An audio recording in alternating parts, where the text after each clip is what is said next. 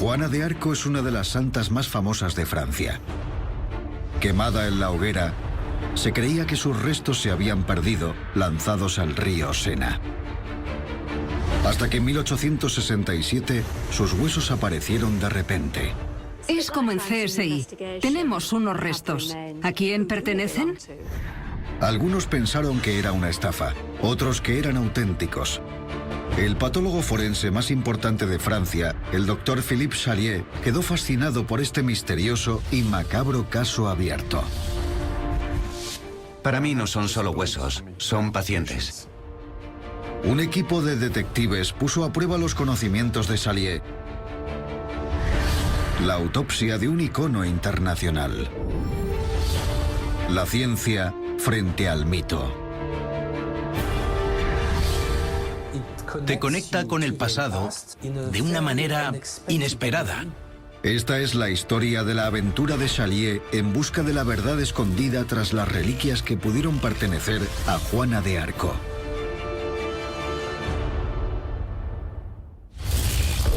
París, Francia, 2006. El doctor Philippe Chalier es patólogo. Sus pacientes son los muertos de la ciudad y se dedica a diseccionar sus cuerpos buscando pistas de por qué han muerto. Pero también es el detective forense más famoso de Francia, apodado el Indiana Jones de las tumbas. No puede resistirse a los casos abiertos. Reyes, reinas o amantes muertos hace mucho, cuyos fallecimientos están rodeados de misterio. Ante todo, soy médico, así que para mí no son solo huesos, son pacientes. Los observo como si fueran cualquier persona que veo en el metro o en la calle, pero muertos, claro. Entre sus pacientes se encuentran el rey inglés Ricardo Corazón de León y el rey francés Enrique IV. Todos los restos, por pequeños que sean, esconden secretos del pasado. Para mí, hasta el hueso más diminuto es un paciente. Todos estos cuerpos son pacientes para mí. Y cuando examino sus huesos, es como si estuviera leyendo su historial médico o el libro de su vida.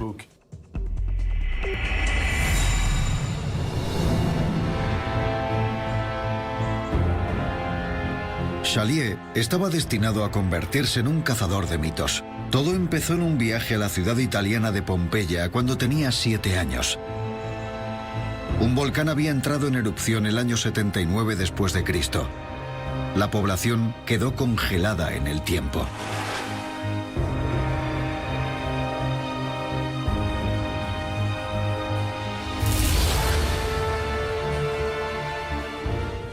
Recuerdo el cadáver de una mujer que fue muy importante para mí, porque no estaba viendo un esqueleto, sino una forma tridimensional de un individuo muerto, y quería conseguir que ese individuo me hablara.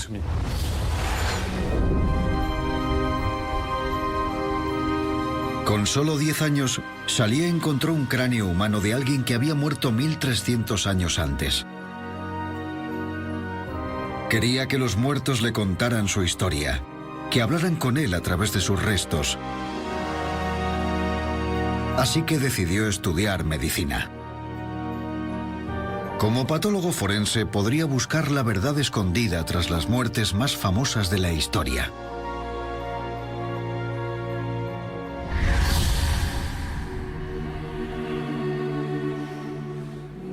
En 2006, Chalier acababa de cerrar su último caso.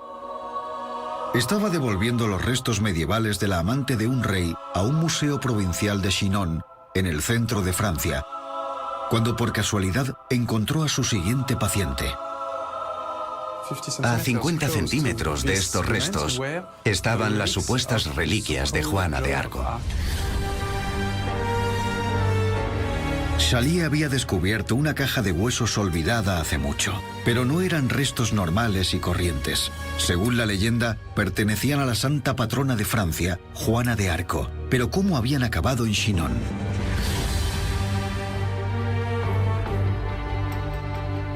Chalier siguió el rastro de los huesos hasta París en 1867.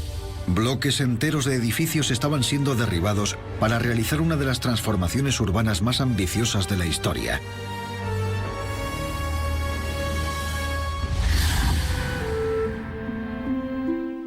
El doctor Chalier quería saber de dónde venían y descubrió que en 1867 se había vaciado el ático de una farmacia y habían aparecido estos restos.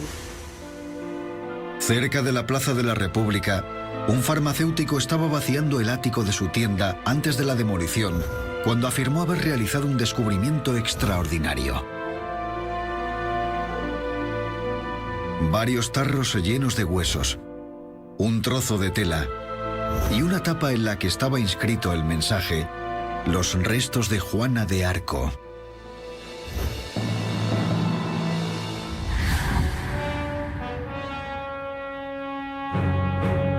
La Iglesia Católica mostró interés de inmediato. La Iglesia Católica Romana hizo que examinaran los huesos para ver si podían ser los de Juana de Arco. Más o menos aceptaron que lo eran, pero no fue una conclusión definitiva.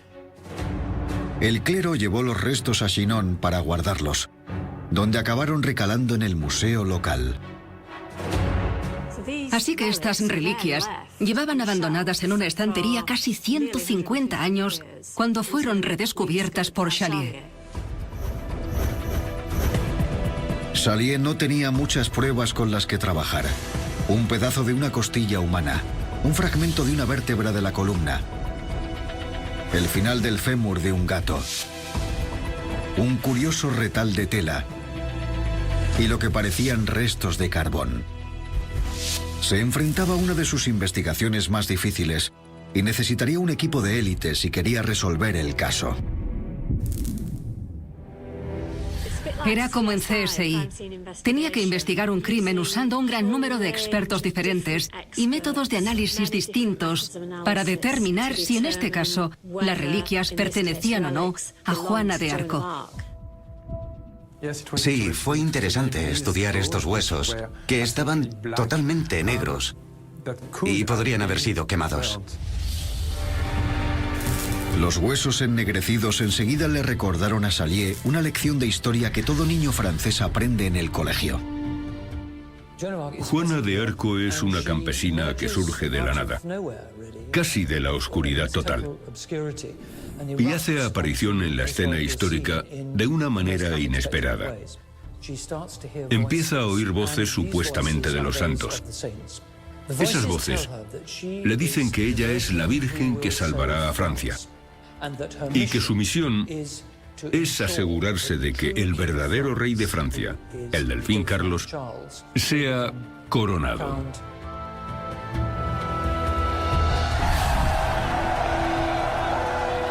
Era 1422 y Francia se encontraba inmersa en una lucha de poder con Inglaterra. Se alargó tanto en el tiempo que fue conocida como la Guerra de los 100 años. El rey francés Carlos VI acababa de morir, y los ingleses estaban decididos a impedir que su hijo, el delfín Carlos, recibiera la corona.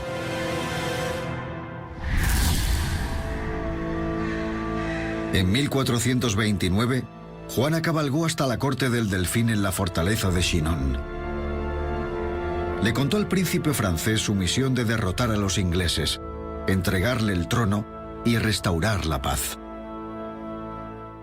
No sabemos qué dijo exactamente al delfín en secreto, ni cuál fue la señal que le dio para convencerle a él y muchos otros de que ella era la Virgen que salvaría a Francia. Fuera lo que fuese, funcionó. Y Juana se convirtió en su consejera militar. Solo tenía 16 años. Parecía bastante dispuesta a adoptar el papel de guerrera. Y esto es algo fuera de lo común. Era alguien que parecía capaz de encargarse del mando militar. Llevaba un estandarte, una insignia que era su emblema y su símbolo. Derrotó a los ejércitos británicos y vio cómo coronaban al delfín como el rey Carlos VII de Francia. Pero un año después, en 1430, en el fragor de la batalla, Juana fue capturada por tropas francesas pro-inglesas. Y su rey la traicionó al negarse a pagar su rescate. Carlos VII sabía que se convertiría en una relación peligrosa. La Iglesia estaba convencida de que las voces que escuchaba Juana no eran de santos, sino del diablo.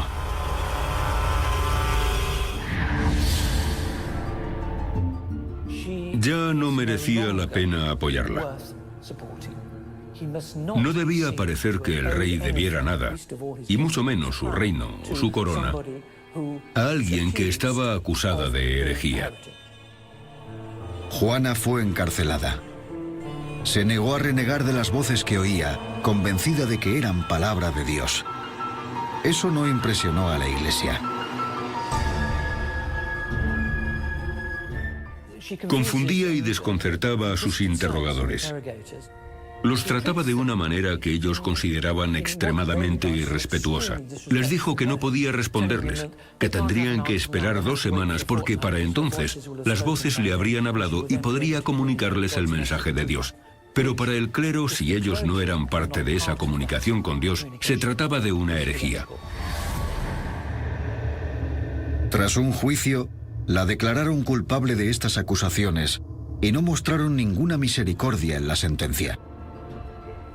El castigo habitual para el hereje que se muestra obstinado y se niega a renunciar a su herejía es el horrible castigo de ser quemado en la hoguera. El 30 de mayo de 1431, Juana fue atada a un poste sobre una pira de madera en la plaza del mercado de Rouen. Una gran multitud se reunió para presenciar el espectáculo. Prendieron la pira, pero hicieron falta 3 intentos para reducir su cuerpo a cenizas.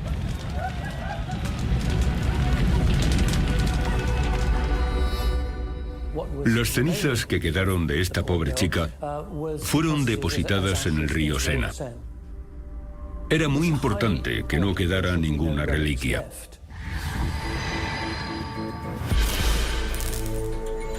«575 años después, Chalier observaba ensimismado un tarro con una inscripción que rezaba: «Restos encontrados bajo la pira de Juana de Arco, Virgen de Orleans». ¿Podría su cuerpo haber sobrevivido al fuego?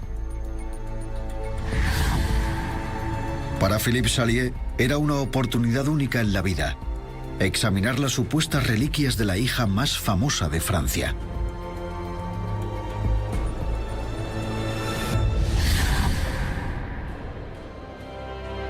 Como patólogo que examinaba restos humanos anónimos encontrados por la policía, Chalier conocía una prueba diagnóstica superior al resto. El análisis del ADN ha sido descrito como la respuesta a todas las preguntas, sobre todo en el pasado. La doble hélice era la mejor oportunidad que tenía Chalier de demostrar que los huesos eran los de Juana de Arco. El ADN es una molécula que se encuentra en todas las células animales y vegetales. Contiene el código genético e información vital que se transmite de una generación a otra. Si Chalier podía encontrar muestras bien conservadas de ADN en los restos humanos, le sería posible determinar el sexo de la persona y también comparar su perfil de ADN con sus descendientes. Chalier sabía que el ADN podía durar en restos humanos cientos e incluso miles de años, así que mandó muestras óseas a expertos en genética forense. Si los restos eran de una mujer, planeaba conseguir muestras de ADN de sus familiares vivos para identificar cualquier vínculo genético con las reliquias.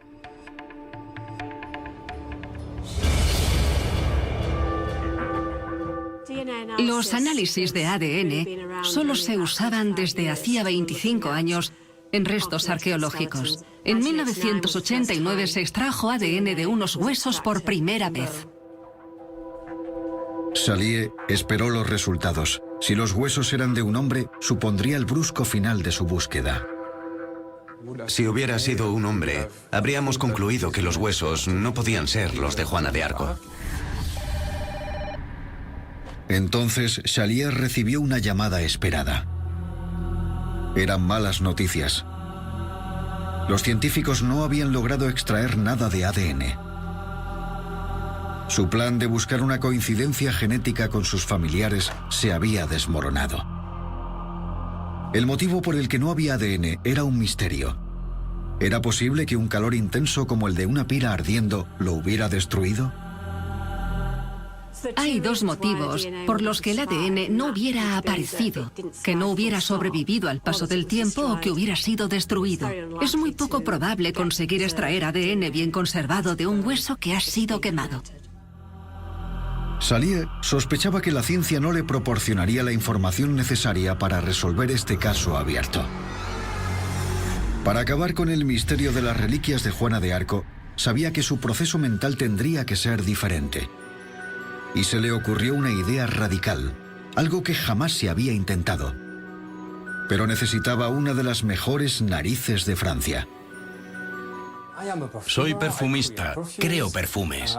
He olido muchísimas cosas en mi vida y siento una gran pasión por los olores de cosas agradables. Flores, frutas, especias, maderas, etc. Y de repente recibí una llamada de alguien que decía: hola, Jean-Michel, soy médico, trabajo en un hospital y estoy investigando las supuestas reliquias de Juana de Arco. ¿Podrías ayudarme?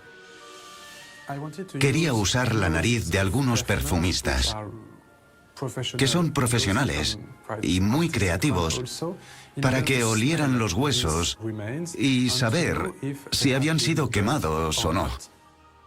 Oler las reliquias para buscar pruebas de si habían sido quemadas. Me pareció maravilloso que usara cualquier prueba posible. El sentido del olfato consiste en detectar moléculas volátiles que están en el aire. A veces, basta con detectar unas cuantas moléculas. Entran en la nariz, que las captura y envía la información olfativa al cerebro. Como el paladar de un sumiller para el complejo sabor del vino, los sentidos de Jean-Michel Durier están afinados para distinguir olores con precisión. Sería el primero en someter a examen el olor de las reliquias.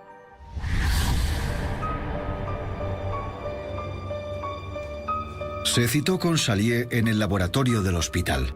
Algunos de los frascos llevaban cerrados casi 30 años. Salier esperaba que el olor estuviera suficientemente concentrado para obtener un resultado. Durier olfateó el fragmento de costilla de 10 centímetros de largo. Conociendo la historia de Juana de Arco, esperaba detectar un ligero olor a quemado. Pero me quedé sorprendido porque no olí nada parecido. No había ni rastro de olor a fuego, pero Durier detectó un leve pero denso aroma, prueba de que las reliquias eran antiguas. Un aroma está formado por moléculas llamadas notas que tienen diferentes pesos. Las notas más altas aportan olores más fuertes, pero son tan ligeras que se evaporan en minutos. Las más bajas son las moléculas más pesadas que duran horas y puede que hasta siglos. Las notas que llamamos altas son las volátiles y habían desaparecido por completo. Lo que yo estaba oliendo eran las que llamamos notas bajas, que son muy pesadas y suaves. Y curiosamente, esas notas olían a vainilla. Detecté una nota que olía como a vainilla. ¿Sería posible? ¿Podía un hueso quemado oler a vainilla? El olor a vainilla es una pista importante. Está relacionado con el olor dulzón de los cuerpos en descomposición. La vainilla está directamente relacionada con la descomposición y la putrefacción. Así que estos restos continuaron con su proceso de descomposición y putrefacción. Pero ese olor no descartaba que el cuerpo hubiera sido quemado en una hoguera. Las reliquias todavía podrían ser las de Juana de Arco. Que hubiera un olor a vainilla no significaba necesariamente que el cuerpo no hubiera sido quemado, porque un hueso quemado puede seguir descomponiéndose después de ser expuesto al fuego.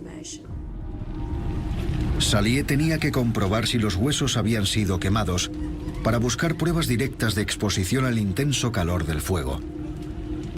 Pero para eso necesitaría una visión por rayos X. Salier pidió a unos radiólogos que hicieran a las reliquias un TAC, método normalmente utilizado para analizar cuerpos vivos, órganos y tumores. Es una técnica de rayos X. Obtiene cortes transversales que son imágenes del objeto o del cuerpo y luego las usa para formar una imagen tridimensional. Salié quería ver los fragmentos de hueso desde diferentes ángulos para crear un modelo tridimensional que revelara las superficies interiores y exteriores hasta el más mínimo detalle. Y se le ocurrió una idea para identificar cualquier prueba del fuego en las reliquias. Chalier tenía muestras de víctimas que habían muerto en incendios. Así que podría comparar lo que viera en las reliquias con las víctimas modernas. Eran cuerpos quemados en lugares públicos, en coches o en viviendas privadas, que podían parecerse más al proceso de la muerte de Juana de Arco. Chalier buscaría en las reliquias y los huesos grietas en la estructura por exposición a temperaturas superiores a 70 grados centígrados, cuando el colágeno del hueso empieza a desintegrarse.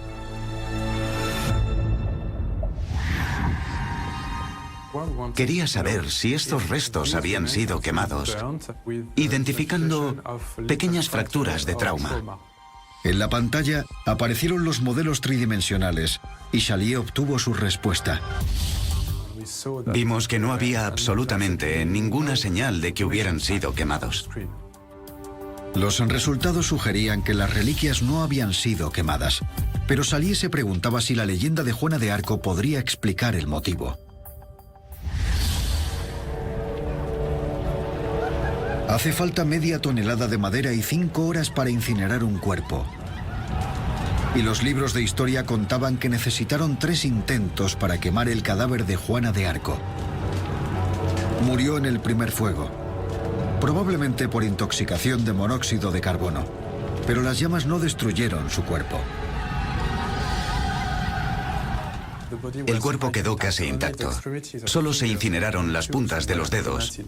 Así que decidieron quemarla una segunda vez. Encendieron una segunda pira. Los brazos, la cabeza y las piernas de Juana ardieron, pero no su torso, que contiene los órganos más húmedos: los pulmones, el corazón, el hígado y los intestinos. Es posible que tras la segunda hoguera solo quedara el torso, porque es la parte más húmeda, y por tanto se necesitara una tercera hoguera para incinerar el resto del cuerpo.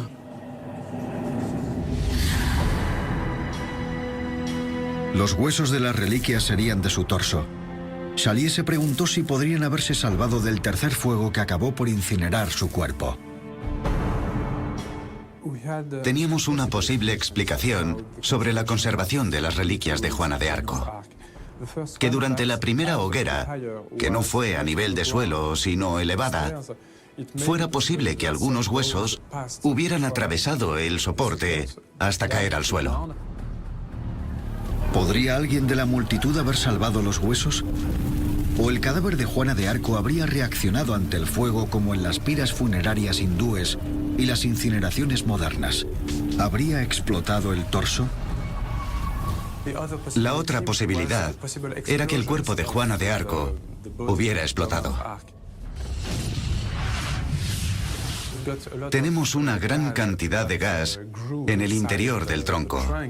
Y al aumentar cada vez más la presión, puede explotar, porque los pulmones y las costillas no soportan presiones tan altas.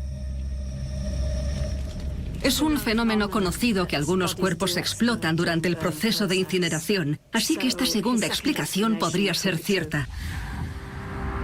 Pero la teoría de Chalier sobre por qué los huesos no se habían quemado no tenía en cuenta el segundo descubrimiento de los radiólogos. Los huesos estaban empapados de una sustancia misteriosa y oscura que en algún momento estuvo muy caliente. Para penetrar en el hueso, la sustancia negra tendría que haber tenido un estado líquido, por lo que se habrían requerido altas temperaturas. El doctor Chalier tuvo que observarla con un microscopio para descubrir de qué se trataba. Chalier raspó unas muestras de la capa negra que recubría las reliquias.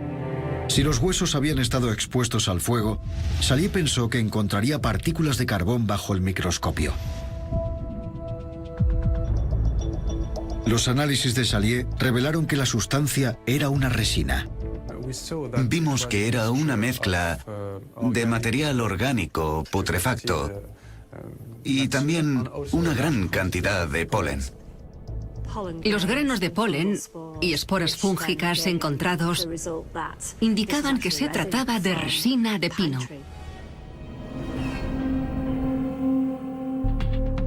Chalier sabía que desde hace milenios la resina de pino se usa para preservar cuerpos.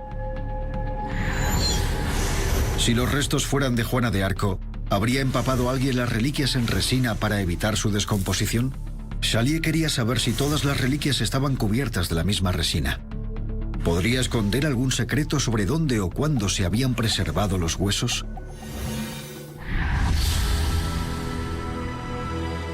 Así que llamó a un especialista habitual del Hospital Lariboisière de París. El toxicólogo Dr. Joël Poupon. Conozco a Philippe Chalier desde hace mucho, más de 10 años. Y cuando quiere algo, siempre lo consigue. Es muy persuasivo y es imposible resistirse. Para él, todo es posible. Al contrario que los de Chalier, los pacientes de Poupon suelen estar vivos. Se dedica a buscar rastros químicos de venenos o de ciertas enfermedades en sus cuerpos, pero también puede encontrar elementos en restos arqueológicos. Ha ayudado a Chalier a resolver algunos de sus casos más complejos, pero los supuestos huesos de una santa empapados de resina eran algo nuevo. Todas las reliquias estaban cubiertas de una sustancia de un color marrón oscuro o negro, lo cual era muy intrigante. Queríamos saber si la sustancia era la misma en todas las muestras y qué era exactamente. El primer experimento de Poupon revelaría la composición química exacta de la resina que cubría cada una de las reliquias. ¿Estaban todas cubiertas por la misma sustancia? También utilizó 2 muestras de control, unos huesos de incineraciones modernas y la otra, un trozo de piel seca. Chalier le pidió que mantuviera el caso en secreto. Poupon no podía decir ni una palabra. No sabía quién estaba trabajando en el caso, pero sí que no podía hablar con la prensa ni con los medios. Para identificar los elementos de la resina, Poupon tuvo que disolver las muestras en ácido, calentado a 5000 grados. Luego Poupon pasó el líquido por un espectrómetro de masas que identificaría y contaría los átomos de las muestras. Chalier quería los resultados de inmediato. Philippe Chalier es muy impaciente, sobre todo dada la importancia del estudio. Quería conocer rápidamente los resultados, así que me llamó por teléfono para preguntarme si los tenía y que los necesitaba al día siguiente. El resultado estaba claro. Poupon demostró que las reliquias estaban cubiertas por la misma resina, pero este grupo incluía también al fragmento de piel. Parecía que había 2 grupos según sus análisis. Uno eran las incineraciones modernas y el segundo grupo eran las reliquias y la muestra de piel. Las reliquias y la muestra de piel estaban llenas de hierro y fósforo, otra prueba de que los huesos se habían descompuesto y no habían sido incinerados. Los altos niveles de fósforo y hierro de las reliquias y la piel remitían el proceso de descomposición que experimentan los huesos y la piel. Los huesos modernos tenían una composición química diferente. No estaban vinculados con la resina de las reliquias. Entonces Chalier reveló el origen del trozo de piel. Chalier le dijo a Poupon que de hecho se trataba de una muestra de piel de una momia egipcia. Chalier le había enviado la muestra de piel para probar una idea secreta: que las reliquias estaban cubiertas por una resina inventada por los antiguos egipcios. Y tenía razón. Fue un gran avance para el caso. La mezcla negruzca era betún y un tipo de resina usado durante el proceso de embalsamamiento. Estos resultados confirmaban que esta sustancia era exactamente la misma en todas las muestras.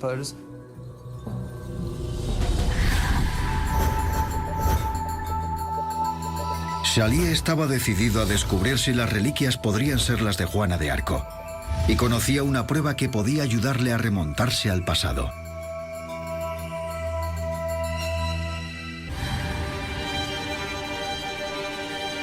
Zúrich, Suiza. Los científicos del Laboratorio de Física de Iones son expertos en la datación de huesos humanos analizando una molécula radiactiva, el carbono 14.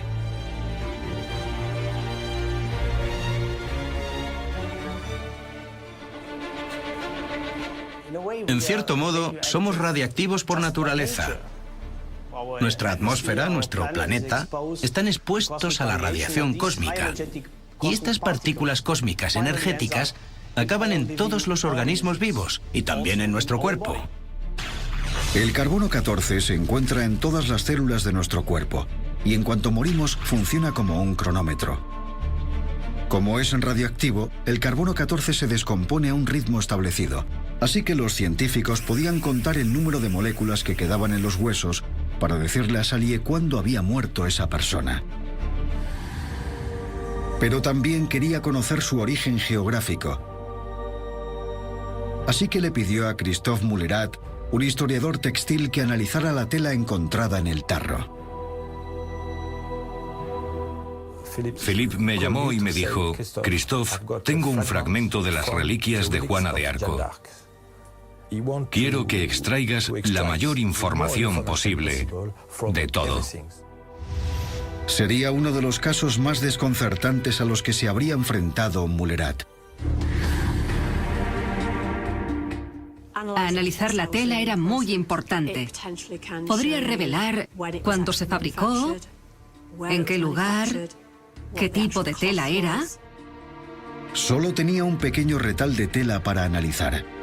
Y por un lado estaba cubierto por la resina que se había encontrado en los huesos. Mulerat quería saber de qué material estaba hecha y contar los hilos para ver si coincidía con las telas medievales.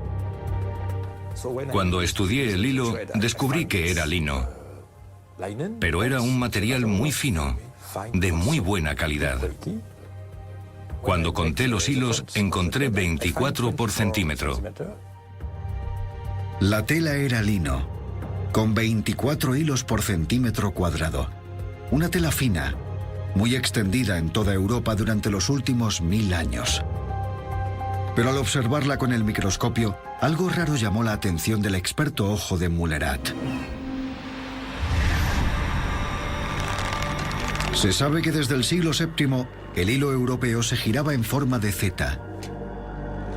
Pero el hilo de la reliquia giraba al contrario, como una S. Esperaba un giro en forma de Z y se encontró una S. Así que tuvo que ponerse a pensar de dónde vendría esa tela. No concordaba con ninguna tela europea, pero Mulerat había visto ese giro antes. Todas las telas de Oriente Medio tienen ese mismo giro en forma de S. ¿Podrían haber importado a Francia telas de Oriente Medio en el siglo XV? ¿Sería el extraño fémur de gato encontrado con las reliquias otra pista?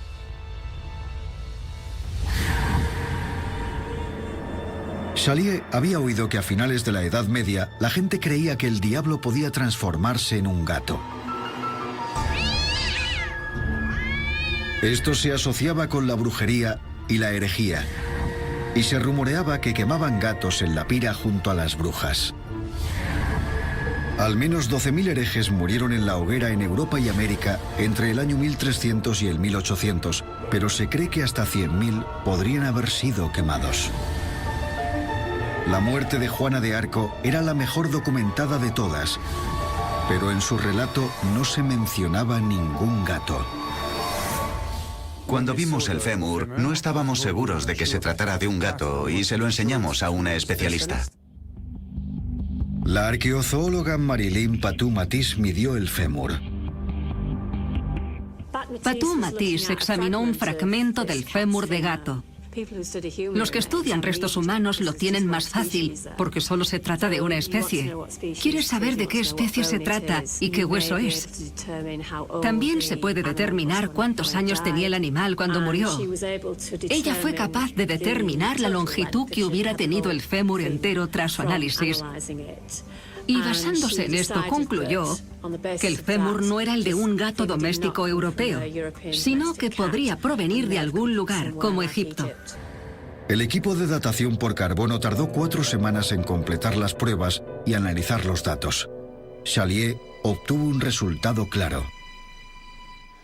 Para este objeto específico, medimos la edad del radiocarbono en 2355 años. Esto nos remonta a tiempos asiáticos, a una época entre el siglo VII y el siglo III a.C. Los huesos eran entre 1000 y 600 años más antiguos que la fecha en la que murió Juana de Arco. La pregunta sobre el origen de las reliquias ya tenía respuesta. Eran falsos. El fémur de gato pertenecía a una raza grande de Egipto y el jirón de tela estaba relacionado con Oriente Medio. Los huesos habían sido embalsamados con una resina igual que la que usaban en el antiguo Egipto. Y la datación por carbono demostró que esa persona vivió en la antigüedad, en la época de los faraones. Todas las pruebas sugerían que el paciente de Chalier era una momia egipcia. Pero para Chalier, su investigación todavía no había terminado. Estaba decidido a llegar al fondo del asunto. ¿Por qué se había hecho esta falsificación? Chalier se había dejado atrapar por el misterio de la etiqueta escrita a mano que afirmaba que las reliquias eran las de Juana de Arco. ¿Podría el texto y los tarros de cristal dar las últimas pistas necesarias para cerrar el caso? Robert Montaigu, experto en antigüedades, las examinó. En el texto ponía restos encontrados bajo la pila de Juana de Arco, Virgen de Orleans. La Virgen era un nombre que la propia Juana había usado en el siglo XV, pero el apodo había sido utilizado por el poeta francés Voltaire en un poema de 1755 para burlarse de su pureza. Y había otra pista en el propio tarro de cristal.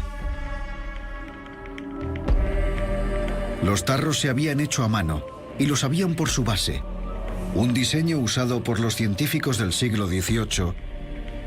Puede que no estuviera fuera de lugar en una farmacia. El tarro de cristal se había roto recientemente, hace 30 o 40 años, pero no antes. El tarro no era de la época de Juana de Arco, sino del siglo XIII.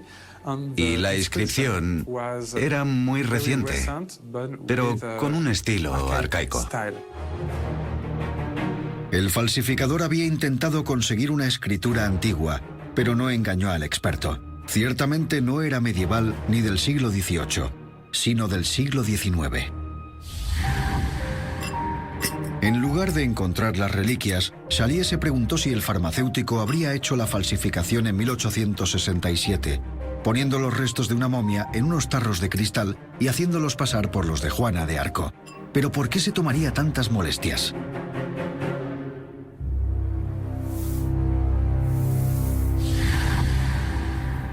Las reliquias aparecieron cuando la sociedad francesa experimentaba una transformación radical. En 1456, la reputación de Juana había quedado restaurada cuando un nuevo juicio la declaró inocente de herejía. A mediados del siglo XIX, se había convertido en un símbolo. Tras la muerte de Juana, se había creado un culto en su memoria. Y a mediados del siglo XIX se empezó a exigir su beatificación. Y de pronto, aparecieron sus restos. Puede que el farmacéutico creara las falsas reliquias y las presentara al proceso de beatificación en Orleans, diciendo: mirad lo que me he encontrado en casa. Fijaos, son los restos de Juana de Arco. La iglesia declaró que los restos podrían ser reales y los envió a Chinon para guardarlos. En 1920, casi 500 años después de su muerte, Juana fue canonizada. Luego se convirtió en la santa patrona de Francia, una heroína venerada. Para Chalier, la motivación de la falsificación tenía sentido. Pero para cerrar el caso todavía tenía que resolver la última parte del misterio. ¿Cómo había acabado una momia egipcia en el ático de una farmacia parisina? Las momias se han usado para actividades muy peculiares desde épocas medievales. En la medicina medieval, partes de momias se usaban para tratar diversas enfermedades. El uso medicinal de las momias se había abandonado antes del siglo XIX, pero el edificio había sido de un boticario durante siglos. ¿Podría llevar la momia en el ático desde la Edad Media? ¿O habría llegado hasta allí mucho después? Creo que lo más probable es que las reliquias egipcias llegaran a Francia a lo largo del siglo XIX, como resultado de las campañas napoleónicas. Las guerras napoleónicas tuvieron como resultado el saqueo y pillaje de todo tipo de lugares. Cuerpos egipcios momificados llegaron a Francia en número considerable. Tenían buenas razones por las que momificar a los gatos dado el estatus que tenían en la religión egipcia. Así que no era raro que se encontraran en esas colecciones. La investigación de Chalier había terminado. Había identificado a su paciente, un antiguo egipcio. El equipo había llevado a cabo sus análisis en secreto. Pero un año después, llegó el momento de sacar a la luz el gato y la momia.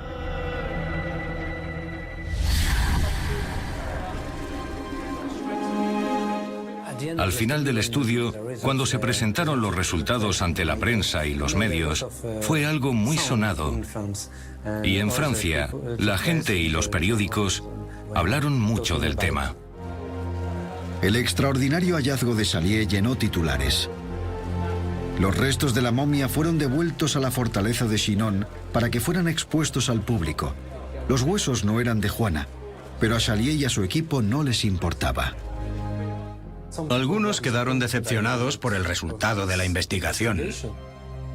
Por otro lado, creo que el mero recuerdo de Juana de Arco probablemente sea suficiente. Todo esto no cambia nada de la persona de Juana de Arco, que fue alguien única y excepcional. Las reliquias eran falsas, pero eso no cambia nada sobre la figura de Juana de Arco. La investigación de Chalier no encontró a Juana de Arco, pero ayudó a desmentir uno de los mitos más intrigantes de Francia.